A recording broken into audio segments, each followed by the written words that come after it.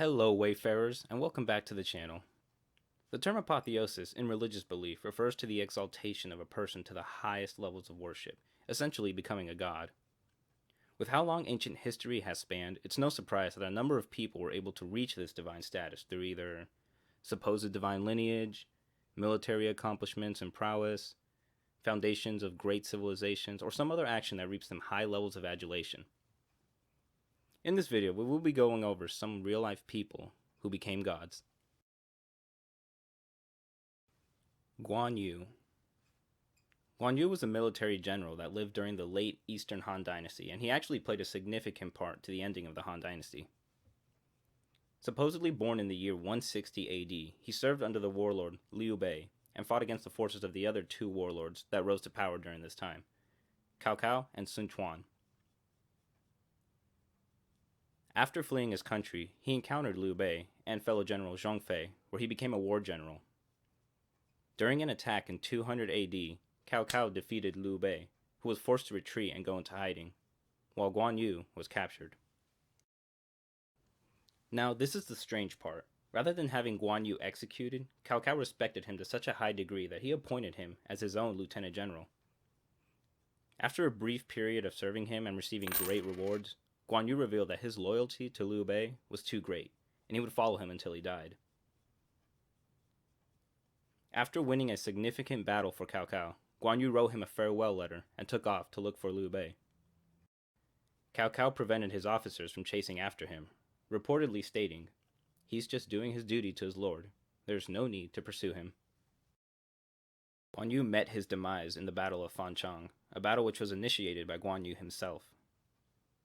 The battle was fought between Liu Bei and Cao Cao in 219 AD. After defeating one of Cao Cao's subordinates, Guan Yu's army was low on food. They attacked the granary, unknowing that it belonged to enemy warlord Sun Quan. What they didn't know was that Cao Cao and Sun Quan had a secret alliance. After retreating from Fanchang, Guan Yu and his army learned that Sun Quan's forces had captured the families of Guan Yu's soldiers. This was enough to get most of the soldiers running back to their families, who were unharmed at the orders of Lu Meng. Guan Yu retreated and fell back to Zhang district. By this point, the men that stuck with him even after their families were captured had surrendered. With his retreat path blocked off, Guan Yu, Zhao Lei, and Guan Yu's son Guan Ping were captured alive. Originally, Sun Quan had intended to use Guan Yu to counter his rival warlords, but he was talked out of this, recalling to the time that Cao Cao did this and how it impacted his campaign. He then had Guan Yu and Guan Ping executed in what is now Nazhang County. Sun Quan had his head delivered to Cao Cao for a reason I still have trouble understanding.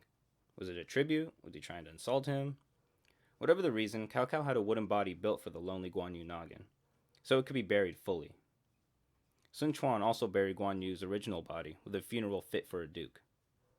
Except, minus the head. In the many years after his death, he has been worshipped by many for his undying loyalty and his respect to his superiors.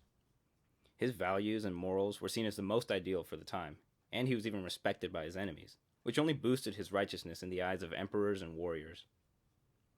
Over time, he has adopted many forms in various religions. Confucians see him as a warrior sage, while in Buddhism, he is referred to as Sangharam Bodhisattva. Thank you. In Taoism, Guan Yu is revered as holy ruler deity Guan. He is also worshipped by Chinese gangsters. They refer to him as Guan Fu. Many statues have been erected in his honor, of all poses and stances, which all have different meanings, pointing to the fact that the worship of Guan Yu will not be coming to an end anytime soon. Imhotep. Alright, so while editing this video, I found out that there was an Imhotep meme that I never even heard of. So, yeah, we're going to be using these pictures from now on. Imhotep lived in ancient Egypt during the Old Kingdom period. He was a commoner at birth. However, his intelligence enabled him to rise up the ranks, and eventually he was the chancellor to the pharaoh Djoser, and a high priest of the god Ra. After Djoser's death, Imhotep designed Egypt's first pyramid, the Pyramid of Djoser, which, as of March 2020, was reopened to the public. Now's your chance to get cursed. Now, there's no full proof that he was the architect of this pyramid. It's only inferred by Egyptologists. What isn't inferred, however, are his ties with medicine and healing. Over the course of 2 millennia after his death, his status rose even higher than when he was alive, and he was thought to be a physical embodiment of the god Thoth. His father was said to be the god Ptah, a patron god of craftsmen and architects. He is also thought to be the author of the Edwin Smith papyrus, named after the man who purchased this. This is an untitled ancient Egyptian text that describes how to treat a large number of injuries. The odd detail about this script is how rather rational the text is.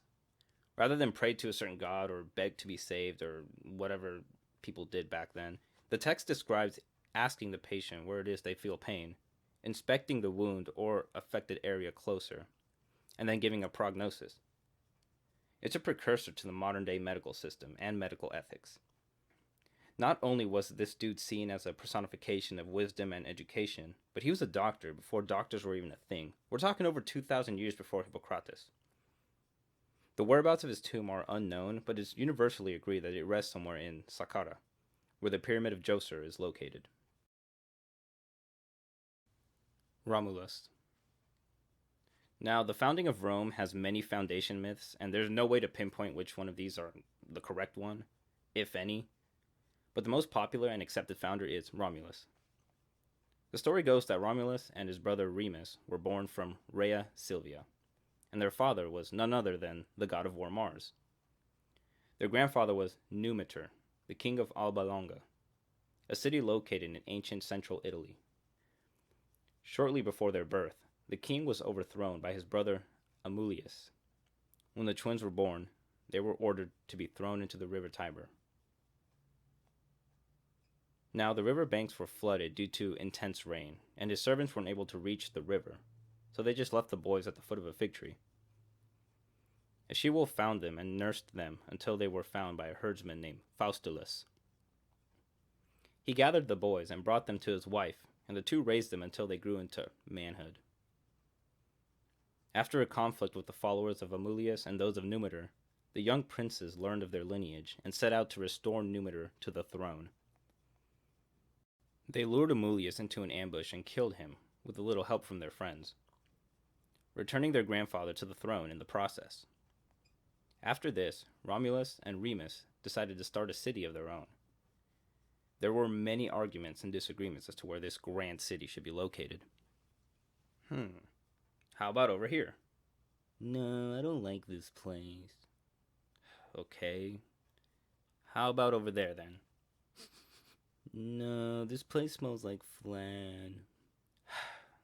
Alright, this place seems as good a place as any. I think, no, this area makes me deconstruct at a subatomic level.